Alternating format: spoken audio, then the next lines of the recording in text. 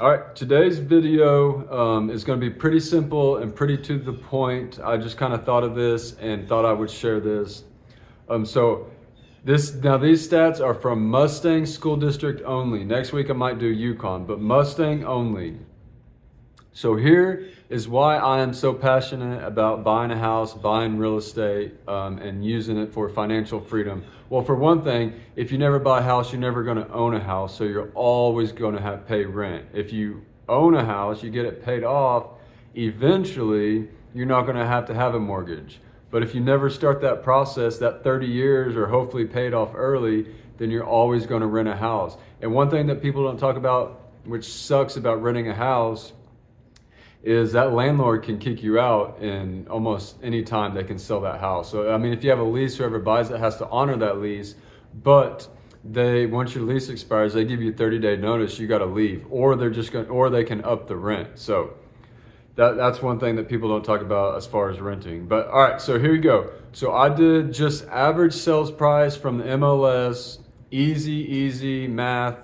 2022, the average sales price in Mustang, Oklahoma was $277,661, or $277,661. 2023, it jumped up to 287 and some change.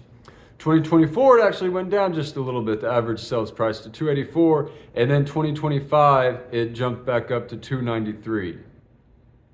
So, if for those 4 years, say 2021, because I have this conversation all the time and it blows my mind.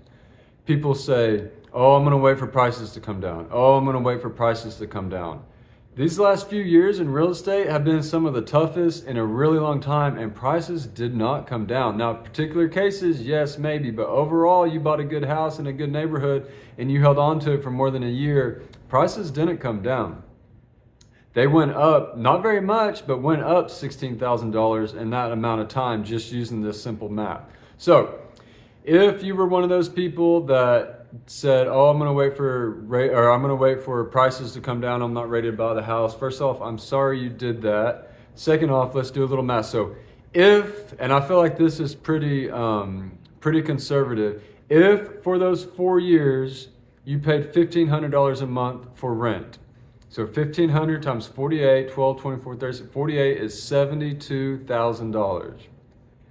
So that is, using just $1,500 a month, that's $72,000 that you paid in rent over 4 years.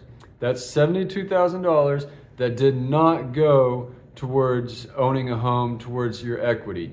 That's $72,000 that you paid someone else's mortgage. That's $72,000 that you'll never see again. Plus, let's add $16,000, because using this math, that's what we have, of appreciation.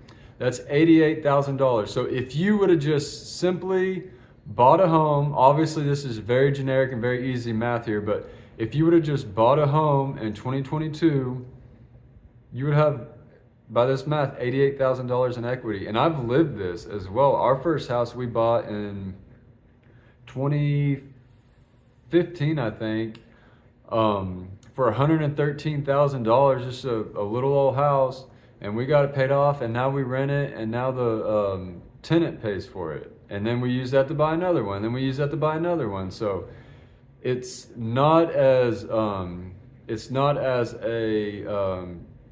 big of a mountain to climb as you think. It's just consistency, and I think that's probably the key and discipline to just being successful in general. But this math, this simplicity right here is why I'm so passionate about buying a home. That and the fact that eventually you'll get it paid off and eventually you won't have a mortgage. So anyway, tell me what you think. If you have anything to add to that or disagreements or whatever, let me know.